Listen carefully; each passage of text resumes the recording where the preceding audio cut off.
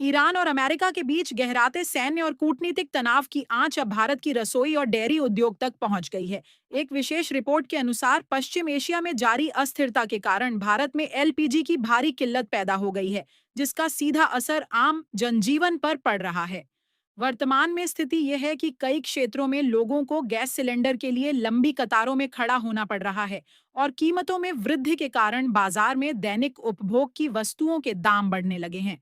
उदाहरण के तौर पर एलपीजी की बढ़ती लागत के चलते चाय के दामों में 5 रुपए तक की वृद्धि देखी गई है। लेकिन यह संकट केवल खानपान की दुकानों तक सीमित नहीं रहा है, बल्कि देश के विशाल डेयरी क्षेत्र के लिए एक बड़े खतरे के रूप में उभर रहा है।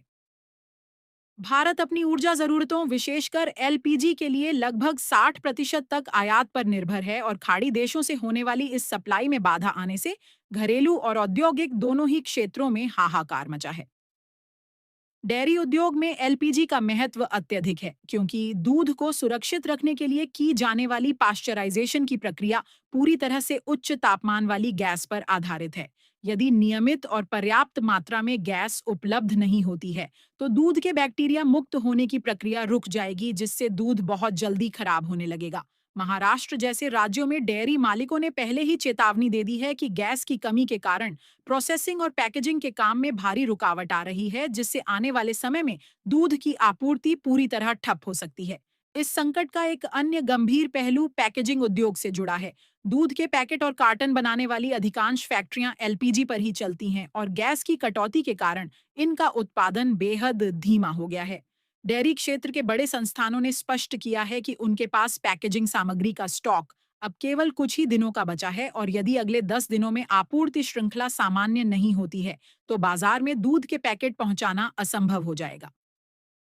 इस स्थिति का सबसे बुरा प्रभाव उन छोटे डेयरी ऑपरेटरों पर पड़ रहा है जिनके पास दूध स्टोर करने की आधुनिक क्षमता नहीं है, जिसके कारण वे अपने उत्पाद को औने पौने दामों पर बेचने को मजबूर हैं।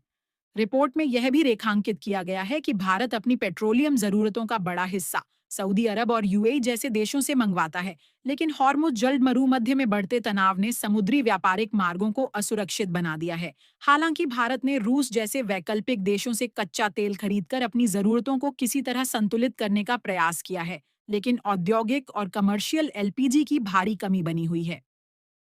डेयरी मालिकों ने सरकार से मांग की है कि दूध को एक आवश्यक सेवा मानते हुए उन्हें एलपीजी वितरण में प्राथमिकता दी जाए, अन्यथा शहरों में रहने वाले लोग जो पूरी तरह से पैकेट वाले दूध पर निर्भर हैं, उन्हें आने वाले दिनों में दूध की भारी किल्लत और बढ़ी हुई कीमतों का सामना करना पड़ सकता है। यह विश्लेषण स्पष्ट करता है कि एक अंतर्राष्ट्रीय युद्ध का प्रभाव अब सीधे तौर पर भारत के आम नागरिक की थाली और दूध के गिलास तक पहुंच चुका है।